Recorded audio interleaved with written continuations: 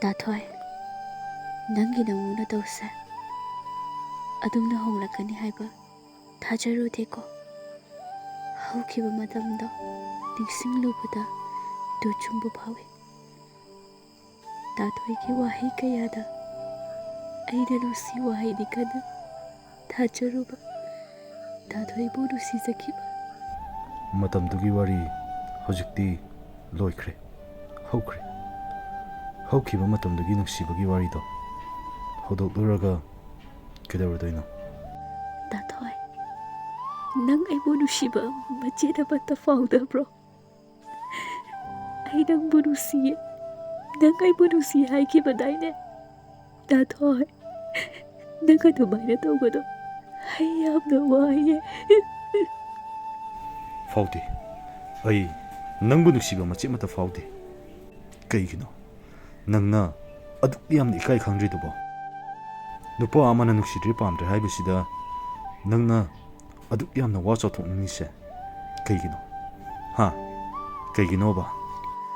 Dathoi, aibu moithem tawbiraga namthakki wahina aibu nangi langda thuhanbiraga hauchikna aibu pamdre nusidre hairaga aibu lapthokpiba mashibu hekta yabro.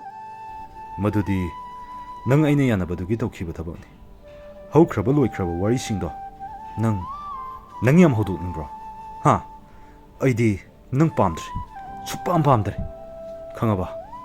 Nupini haiduna adum nusi khangdaba nangse madugi thak yaujaribado kanana yohanbano huinaw macha chawnaba yokpiraga leito lei haibado nangni nang.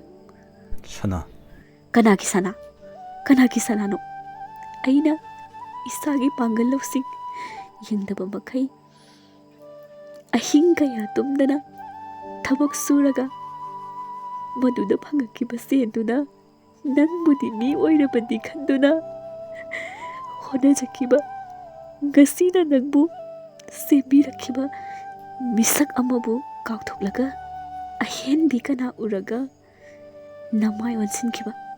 fare nangna ai mi oinaba semlakpagi mamal kayano hairo siloro maduna walabasu madudagi hena pirakani.